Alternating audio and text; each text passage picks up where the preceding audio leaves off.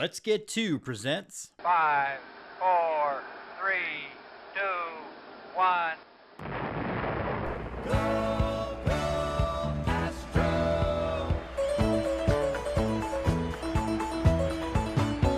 Here come the Astros, burning with desire.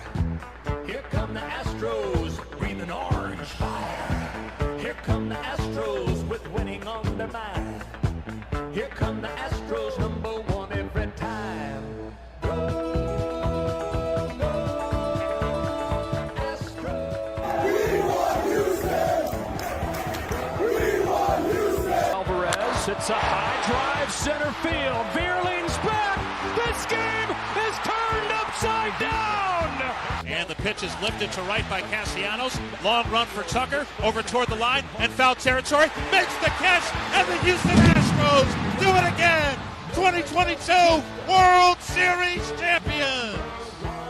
And now, Go Astros. Astros baseball from three guys who've been there since Art Howe had hair. Here come the Astros, breathing orange fire. Here come the Astros. Good morning and welcome to Space City Monday, your Houston Astros. And this is Go Astros. And for some reason, James is dressed like a druid today. Anyway, in addition to Druid James, we have Brian, who is repping it hard from the tri-state area in the northeast of this country. I have a dog in my lap because I'm at home. And the Astros had an incredible week. So there's a lot of things happening that haven't happened so far this season. We'll start off with Druid Jim. What is going on with the 6-0 week? Well, first of all, I just like to point out to my wife that she is not the boss to me, and I've got another short sleeve hoodie. She thinks they're ridiculous, but I'm in charge. I did sneak it out of the house to wear it today, but that's a whole other issue. Hey, man, good week. Right. That's very 80s of you to, bring a change of clothes, go to the mall, and wear what you want to wear. Absolutely. No, I thought, and obviously, you can't ask for a better week. I think I like to. I kind of like that none of the games were super easy, and it's still very much a flawed baseball team, and they had to do a lot of scrapping and clawing to get all of those wins. And so I think, I guess what I mean is we still haven't seen the best baseball out of this team. And obviously Oakland is a team you should sweep, but no, overall, I mean, I thought again, you can't get much better. And Fromber looked like a dude from like the 60s and 70s yesterday. I don't know what to say to that, Brian. Yeah, I had a whole bullpen thing I had done on Saturday that I was going to update on Sunday, and I didn't have to. So this must be what being a baseball analyst was like in 1973, except, well, that didn't really exist then. The bad news is this team has averaged 4.4 runs a game over its last 11 games, which is not, which is below league average, just slightly. The good news is they've allowed only 2.5 runs. This is a pitching first team from what we've seen so far. We saw some of that last season and it worked out pretty well. This is to this point, more extreme version of that. Thank you, James. Thank you, James, who's playing Vanna White there. And, we saw, we've seen a lot of that against the A's this weekend where they didn't hit all that well. They scored 5 runs on Friday, so that's okay. But they took a pitching staff that's been awful and made them look average. But they took A's offense that's looked slightly below average and made them look awful. And in the end, 3 wins is 3 wins. They are looking like, they're starting to have a record that looks like what we expected. Yeah, I mean, wins-wise, it was a great week. The opponents left a little bit to be desired. I guess the Cubs aren't as bad as, I typically think the Cubs are, but Oakland was every bit of a somewhere between AA and AAA team without that much direction. So it was a little disappointing from an offensive standpoint that we didn't do more. I don't want to argue about wins because wins are wins and we need wins. And now we're 8 games over 500 and that's all good because it was certainly better than it was last week. But I would have liked to see a little bit more decisive victory, especially Saturday's game where it looked for all the world like, come out, you get 2 runs, you probably should have had more in the first inning, and then you proceed to do nothing. And I was sitting at that game, literally nothing until the 8th inning. And the 8th inning was worth the price of admission, because that was, I think some people got pregnant from that ball in the upper deck right field. So a lot of little Alvarez is running around later. The big news of the week, though, Jose Altuve is back in the lineup, back on the field, and back, swinging at sliders outside and missing balls sometimes. He went 2 for 9, which was better than my prediction, which was 1 for 12. Took 4 walks, which was a really good sign for him, because that's usually one of the last things to come when he's swinging wild. Brian, we'll start with you. What were your impressions of the return of Jose? Yeah, Jose was in the leadoff spot and swung at the first pitch he saw on Friday. So I declared he was fully back to what we've seen. But yeah, I mean, so obviously, point 1, the team is better when one of its absolute best players, Jose Altuve, is in the lineup. Full stop, period. 2, Altuve has shifted. There are still crazy swings and lots of first pitch swinging from Altuve, but Altuve has shifted, and this was particularly notable last season, into a more patient hitter who relies more on his power and less on his ability to hit the ball, to hit bloopers for singles. He's a very different player than he was, say, in 2017 when he won the MVP, but still an exceedingly effective player. And again, it's a good thing to have him in the lineup. Welcome back, Jose. Welcome back, Jose. I also felt like, and I go against my golden rule, because I hate people who try to diagnose mood or energy level when watching a team. But it did seem like everybody was excited to have Jose Altuve back on the field. And I do think he provides, beyond the fact that the lineup immediately looks a lot longer, I think there seemed to be a bit of pep in the step. And by the way, the Astros are 3-0 with Jose Altuve in the lineup. So Dusty will now sit him for 3 days. Yeah, I know we have a certain segment of our fan base that probably very focuses on Brian and all the good things he has to say, but I'm going to do something touchy-feely. The team felt different this weekend from an energy level, to Jim's point, from a competency level. And that's to take nothing away from Mauricio Dubon, because he did a great job, but there was a certain amount of leadership that was happening on the field. And whether that's just through having fun playing a baseball game, I think Alex Bregman even smiled a couple of times during the series, which, unless he's selling salsa, I don't know how much he does that. That to me was the big difference. His battle come. And I think one of the interesting things, Brian, that I've noticed about Jose Altuve, he tends to be what the Astros need him to be offensively. And he's good enough that he can be a bloop singles and doubles guy, if that's what the team needs him to be. He's good enough to hit 30 home runs if that's what the team needs him to be. Last year, we kind of saw the best of both worlds, where he was able to, have the 3rd highest OPS in the American League, behind Aaron Judge and Yordan Alvarez, and really be the catalyst for the offense. And I'm hoping that's what he's going to become as we get out on the road against a little bit step up in competition against the Brewers this week. Any team would be a step up in competition to the A's. Fair. I mean, we're not playing Sugarland this week. And fun fact, the Brewers are leading their division, so they'll be one division leading team this week. On the other hand, if the Brewers were in the AL East, they'd be tied for 5th. So, do with that what you will. Well, we'll talk about it a little bit later, but to me, it'll always be the Bud Selig Bowl, and I hate the Brewers irrationally because of Bud Selig's existence, and I know he doesn't own the team anymore, and he's dead, and all those kind of fun things, but it's still don't like him. Still remember having to play a home game against the Cubs in Milwaukee. I'll just note, Bud Selig, after he was commissioner, got hired as a professor, so I'm offended as a professor. Well, good. As you should be. All educators should be offended. Moving topics, we had a happy talk for just a little bit. Let's talk about the never-ending saga of Lance McCullers Jr. and his right forearm. We got word over the weekend that he did not have a setback, because the Astros don't do setbacks. We don't talk about setbacks.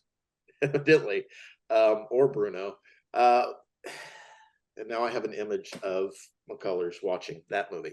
Anyway, Lance McCullers Jr. His 3-year-old daughter he has shut down his rehab for the next week or so because he felt tenderness in the right forearm that has been bothering him for the better part of a year. We are not going to get a week's worth of updates from what kind of slope he's throwing from, or what angle he's throwing from, or what type of pitches from what part of the mound he's throwing on, which has been honestly something I've been counting on the beginning of every series. Will we get updates on a certain simp for McCullers and how much he's cutting himself until he comes back? Because that'd be kind of cool. I think you can go to a website called twitter.com and okay. get that. Well, just remember, guys, it's not across the tracks; it's down the street. We'll put links in the description below for information on how you can find those people.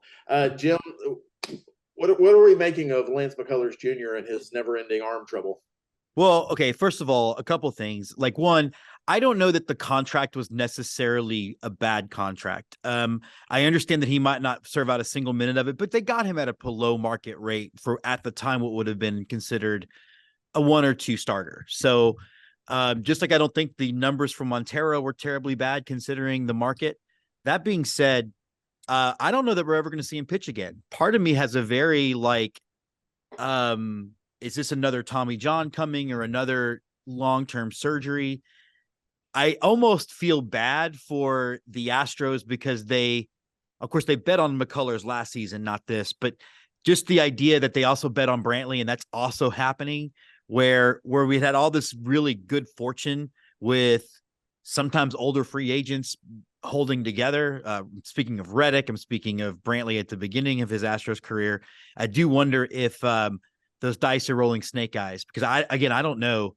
I know they joke about Rodon never pitching for the Yankees. I'm not sure I could see a world where he doesn't ever pitch again for the Astros. Right. Yeah, on one hand, it seems a little much. On the other hand, I'm starting to think that Lance McCullers got into the Forrest Whitley warp and has been incepted to Planet Whitley. Yeah. Whitley, does that exist? I want to. I'm like Fox Mulder. I want to believe. All right. The current thing is that McCullers won't be ready now until around the All-Star break. Last year I kept saying about McCullers, it's really not a big deal because we have enough starting pitching and they just need to get him ready for October. That's still true. It's just not true to the same extent this year. At this point, there's no sort of, their record is not as good, and it's less likely that they'll be able to, run away with the division. They're still the heavy favorites. And so that basic analysis of what they really need him for is October matters. And the short answer is they can't pitch him until he's healthy.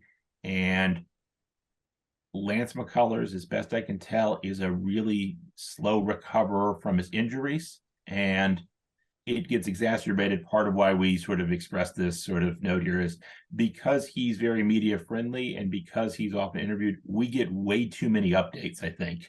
No one's acting poorly here. It's just the combination of that leads to getting, in my opinion, too many updates with too many details about what happens each time. So I'm going to go back, I think, to what I did last year, which is just tell me when he has his rehab assignment, when he's starting his rehab assignment. That's the only thing I care about. And well, that seems to be at least a month out now at this point. Well, I think the issue really is not just about whether Lance McCullers can pitch, but whether the Astros are going to actually have to do work at the trade deadline. And is a starting pitcher part of that, or is 2 starting pitchers part of that? And we're not going to really know until we know what's up with Lance. And now I'm seeing projections that the Astros are in the market for a first baseman at the trade deadline. So it's definitely a little bit more uncertain than it's been. I do still think that the Astros will win the West and be in the ALCS and win the World Series, but I just think it's going to be a little bit more of a slog than it was last year or the years before. I mean, maybe not. It's hard to say because it could just be the Astros started slow and the Astros are going to start winning the way we're used to seeing them win. An extra week this year than last year. So Livy. Yeah, I mean, as you mentioned last week, Jim, the schedule gets real favorable from a strength of schedule standpoint on a go-forward basis for the Astros. We do have a bunch of players that typically heat up as the summer goes along, Kyle Tucker and Alex Bregman being big parts of that. I think the pitching is really interesting because, all apologies to JP France and Brandon Belak, because anybody who's expecting more than what those two have given so far, it just lives in a fantasy world. But we've gotten good results, and we need to keep getting good results until we figure out what we're doing, because we are now down 3 starting pitchers, 4 if you count Jose Urquidy, but he seems to be somebody who's going to come back. But you don't have Justin Verlander in the rotation anymore, which I don't disagree with. You have lost Luis Garcia. We have no idea when Lance McCullers Jr. is coming back. You've got to pick up at least one more starter who is a playoff-worthy starter, and that's going to be difficult for this Astros organization, because I just don't know that we have the bullets in the gun to get that guy. Are you parting with Corey Lee and you're trying to convince somebody that he's going to be a major league catcher? Maybe, but we need a major league catcher too. So it's going to be a painful trade deadline, I think. But with McCullers, it's just, this doesn't seem to ever stop. And it's not, I mean, his dad went through the same thing pitching for Texas and a couple of other teams in his major league career. Was thought to be a really, really good pitcher, but just kept getting derailed by injury after injury after injury. And at some point, I know we had talked amongst ourselves in the past about McCullers just needs to be a reliever. I don't even think that's a path for him anymore, because I don't think he has the arm recovery that a good reliever would need to have in today's baseball. So I don't know what you do with him from a planning standpoint. He's under contract for 3 more seasons. I hope he comes back, and I hope he comes back strong, and I hope he's right about everything he's saying about himself. But at this point, we got 8 starts from him last year. We're going to be lucky to get 8 starts from him this year, and we hope the playoff results, if he does come back, are better than they were in 2023. But until then, the Astros need to start planning for what's next. We don't have a lot of depth that's major league ready in the minors, so it's definitely a pain point to keep an eye on for the rest of the season. Yeah, I feel like the one bullet in the gun the Astros do have for the trade deadline is they will be able to take on salary pretty flexibly as opposed to some other teams. And so I do think that's another way around some of those problems of teams which is wanting to dump expensive players. Yeah, there are 2 ways to think about sort of not even the trade deadline, but, one is if they want to get another starter, like Alex Wood of the Giants is the guy I have in my head, is they could get someone like that by mostly taking on his salary from a team that's willing to, decided they're at it and they want to dump. And there'll be more of those candidates as we get closer to the trade deadline. The second thing is, do they want a starter who would start a playoff game? And for that, they need to have a real good evaluation of, one, Lance McCullers is, recovery time. Will he be back like last season where you've got enough time to ramp him up and be a full start in the playoffs and, hope we get game 3 in Seattle as opposed to game 3 in Philly, Lance McCullers. Mm-hmm. And then 2 is you have to do that exact same thing with Michael Brantley. Is he going to come back and be a productive player for you, contribute in the second half of the season, or is he just too injured and that just sucks and it's awful but you got to replace him? So part of their evaluation is not just an evaluate that, Dana Brown's a scout. He's got to scout players, but he and the organization, part of being a GM is organizing information, organizing people so you can make the right decisions. Can he read the medical information, and other people in the organization read the medical reports on McCullers and Brantley so that they can make the right decision? I don't think they did that last year with Brantley. Let's hope they do a better job of it this year. Yeah, and I think Andy made a really good subtle point, but a good point when he said he still thought I got one. When you still thought not giving Verlander the contract was the right move. And I think one of the things I appreciate being in the show with you guys is we don't do revisionist history. We liked the Brantley signing at the time, so we have to live with the Brantley signing. Everybody liked the Abreu signing when it happened. And the And all McCullers the signing concerns as about well. Abreu, all the concerns about Abreu was that he would, age in year 3. Yeah, we didn't know Not that would year 1. happen now. And I almost wonder if there's something else going on. I almost feel like with Altuve going back, the evaluation now really does start for Abreu, because I do think it makes the entire lineup play differently. And I do think he should be down in the order, for as much as I recognize it doesn't matter really. But I think just psychologically, it might be better for everyone. But that's a whole other conversation.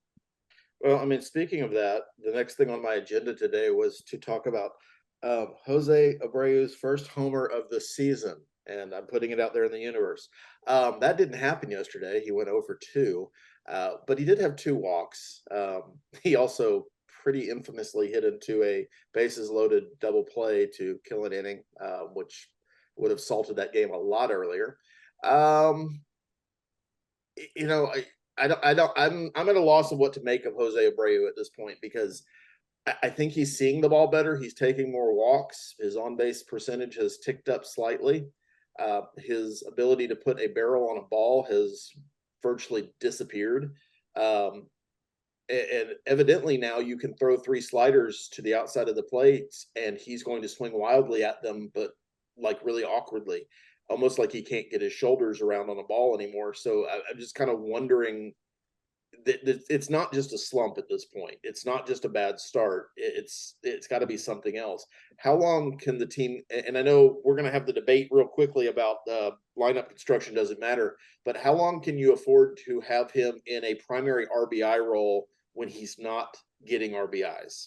And I'll start with Brian, because he is Mr. Lineup construction doesn't matter. I mean, one answer is, as long as your starter throws a complete game shutout, you can do that forever. Great. So that's one. Fromber, he had that terrible at bat yesterday where he chased a pitch out of the strike zone, hitting the bases loaded double play. Fromber bailed him out because Fromber was Fromber yesterday. And that's kind of what happened last year with Yuli at first base, where we got terrible production, slightly better production, but terrible production from first base. Abreu is about a win below replacement. So it's cost you a win to have Jose Abreu on the team, and it's about a quarter of the season gone. So either he needs to improve or you're taking 3 or 4 wins off the board. So, I don't know what they can do because they don't have a better internal option. The backup first baseman was David Hensley. I'm not even sure who the backup first baseman is right now. I guess it's Yiner. Who I don't think you want to play at first base defensively in long stretches, but it is something they're going to have to think about as they get to the trade deadline of what to do with this. Obviously, as with all these circumstances, one of the things they have to sort of think through is what's Dusty going to do, and Dusty is, it's one of his strengths, but it's to a fault, loyal to his veteran players. So I don't know if Dusty's going to take him out of the lineup, even if you did trade for a replacement first baseman. Do you have anything to add? Yeah. It is interesting. I'm almost wondering if it's as much psychological. You see, it's all psychological. You yell Barracuda. Sorry, it's not a Jaws quote-a-thon. No, but because even for a while, he was making hard outs, right? He was hitting the ball in the barrel right at somebody. And now that just seems like it's it just seems like he's out before he even gets in the box. And I don't think we should take him out of the lineup for lots of reasons. I think the only benefit to Yuli last year is I feel like he's had some defensive snafus this year. Abreu has, but I do think moving him to a less pressure-filled spot in the lineup for now might be a good idea. And in typical Dusty fashion, he doesn't like the left in the lineup, but when he did it for the 2 or 3 games last week, they were 2 of the more productive days in offense, as I recall. So I don't know. I think that he needs to at least be moved down into a spot that's a little less pressure filled. And maybe with Myers and Chaz, Myers starting to hit and Chaz back, you can afford to kind of move those guys up a bit. But I almost would, since the lineup's not as long as it used to be, I almost would just stack as many good hitters against each other at the beginning of the lineup as you can, whether or not they hit lefty or righty. You could go back to Pena hitting second, put Bregman in cleanup, and still get the left, right through the Jordan Tucker thing. I'd hit Tucker leadoff, but that's, Dusty's not going to do that. We've already had a gangly outfielder hit leadoff before, and it seemed to do okay.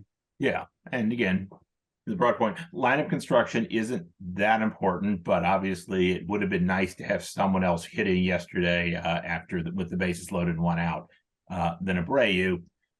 What the psychological effects are, I always feel it's really hard for us to tell from the outside.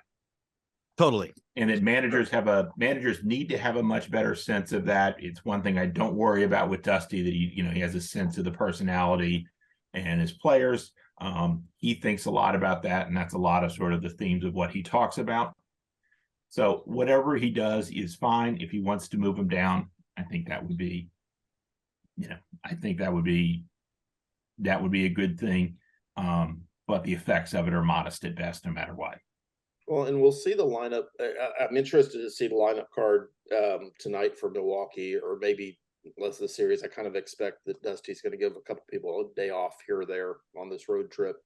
Because we are getting close to a stretch of the schedule where we have a lot of games. Yeah. We played the Cubs, and Tucker hit behind Alvarez for all three of those games, if I remember correctly, and the offense looked better. But I also think that was a lot. Dusty seems very concerned about what other teams have in their bullpens. And the Cubs are constructed very like a typical team. They have a few left-handers, but they're not left-hand dominant. The A's, on the other hand, are the opposite of the Astros for the last 7 years, whereas we have 0 to 1 left-hander on the entire staff, and we do okay with that. The A's have nothing but left-handers. And I think for whatever reason, Dusty gets in his head about that a little bit, especially when you get into a bullpen and he does that left-right stack to avoid, somebody being able to come in and shut down Alvarez and Tucker. And then what do you have?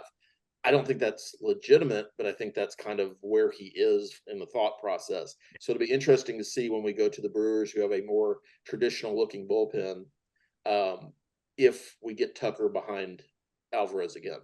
And I think ultimately, if they were counting on Michael Brantley to be back, we can all do lineup permutations, for the rest of this show. It was going to be Alvarez, Brantley, Bregman. Altuve, Brantley, Bregman, Alvarez. And then the rest of the lineup would figure itself out, because that's what Dusty was going to do. It remains to be seen, because I think the loss of Brantley is a bigger blow than the team is acknowledging publicly at this point. They also still aren't giving up hope he's coming back, which they have more belief in it than I do. But they also have more I do, so good.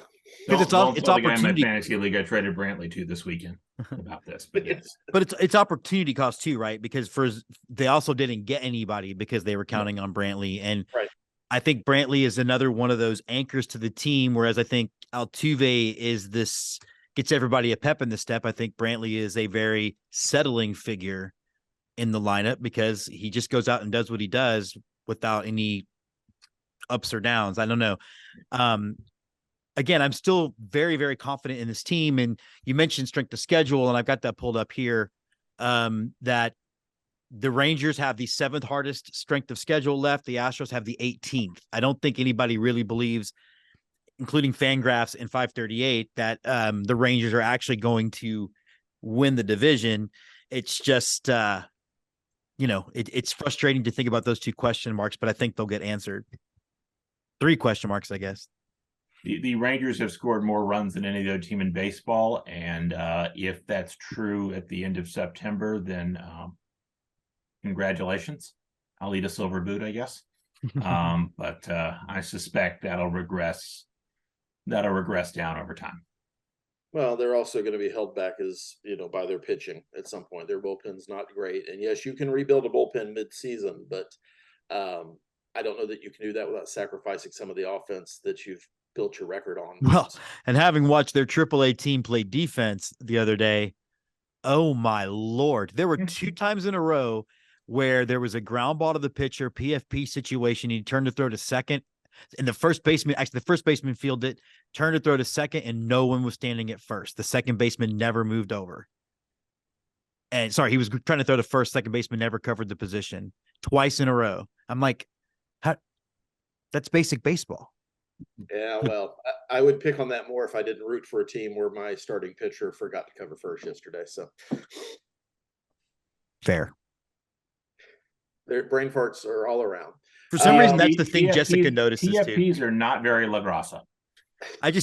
They're not. It just cracks me up that that's one of those things that Jessica notices and gets really angry about. Like if people don't field their position correctly, people backing up whoever. I'm like, wow, I didn't even notice, but congrats. Hey, let's real quick before we take off, go into players of the week. If you guys have them, we'll start with Jim. Well, I'm going to go with Martin Maldonado only because he did get to the Mendoza line. But I mean, Frank, he had a really good couple of weeks, right? I think he's hitting something like 348 over the last, 10 games or something. So, obviously whatever production we get out of Maldonado, is a bonus. And I didn't love the fact that he threw 2 balls into the outfield, but, I think we got a little something out of Martin Maldonado. And I think that's been one of the cool things, as even Bregman hasn't fully hit his stride yet, is that we are getting just enough production out of the back of the lineup to stay afloat as this team gets this thing figured out. So Martin Maldonado and all of his colored hair is my player of the week. All right. Before we move on to Brian, I would like to, add that yesterday when there was a conference at the mound, there was one guy talking before Dusty came, or Dusty didn't come out. It was just the team talking. There was one guy talking. That was Martin Maldonado. Yeah. And so if we can talk about stats, we can talk about his lack of hitting and everything else. There is a leadership element that he provides, and the rest of the team, including Jose Altuve, including Alex Bregman, value that. And I think Dusty clearly values that too, because Martin still plays a lion's share of the game, including a day game after a night game on Saturday, which was, I think, odd for everybody. But I just wanted to add that in. And I think to continue talking about Martin, like, again, it's the most frustrating part of Astros fans, because I do believe he kept that pitch. He's the one common denominator in that pitching staff last year, the one that, by the way, won your World Series and threw 2 combined no-hitters. So the idea that we're mad at Maldonado because the offense sucks is blowing my mind, because if everybody was hitting like they're supposed to, we wouldn't care. We literally wouldn't care what he hit. I'm now going to make Christian Vasquez my player of the week because he caught the second no-hitter. But oh, did he caught? He caught both of them. So Vasquez caught the World Series no-hitter. Oh, well, those don't count. I've been told that those don't count. Those don't count. Not if it's multiple pitchers. Look, if Don Larson is here and wants to tell me it doesn't count, I'll listen to him. But right, you're not going to listen to me in my sleeveless hoodie. Yeah, Don Larson, Yogi Berra, who lived down the street from me.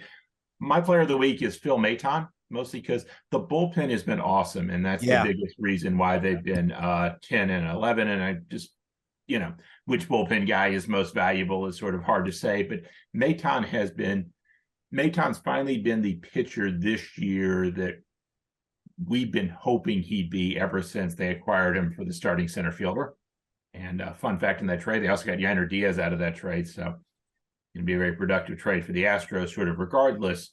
But Maton's had a great season this year. And I take great joy out of his, complete and total lack of emotion every single time he does that, because that is now distinct among baseball players and is oddly enjoyable.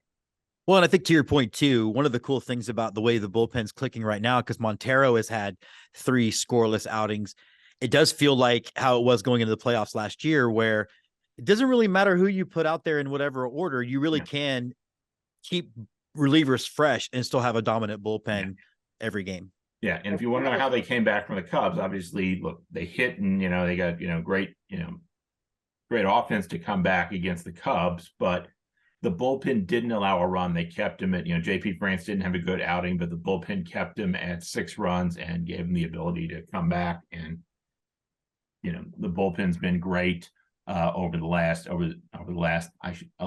10 games since they didn't get to pitch yesterday because Fromber was so good. I mean, it's almost to the point where you get surprised when they give up a hit. And that's an unfair kind of thing, but they've been that good for about a month now, where it's just the other team's not going to score once they get into our bullpen, which is kind of the opposite of the rest of baseball these days. The Astros seem to not hit starters and then score all the runs once they get into a bullpen. Speaking of that Cubs comeback, my player of the week is Jake Myers. I realize he did not hit the game-winning home run, but he did hit the unexpected 2-run home run to make it a 1-run game at 6-5 at that point, which led to an eventual Astros victory.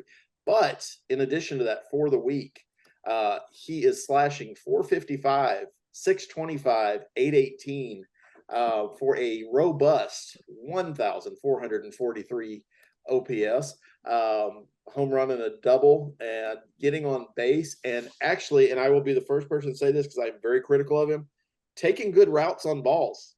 Yeah. Playing good defense. He still doesn't have the strongest arm in the world, but he's positioning himself a whole lot better the last few games where it's become less of a concern. And if you can get production, and I don't really care if it's Jake or Chaz out of the center field spot, frankly, I really like the outfield alignment yesterday with Chaz in left, Jake in center, Kyle Tucker in right. That to me is our ideal outfield lineup with Jordan DHing. Outfield defense will carry you a long way. You've got good pitching. You've got good defense up the middle. You're going to win a lot of games. And I, expect to see that being kind of the theme of our season if we don't, especially if we don't figure out what's going on at first base and a couple of other positions on a consistent basis. So I'm glad that we fixed Jake Myers. That was, 4 weeks ago now, and he's taken off since then. It's good when you use your powers for good, and I appreciate that about us. Astros Twitter should appreciate that about us. I agree that we are magnanimous in our giving.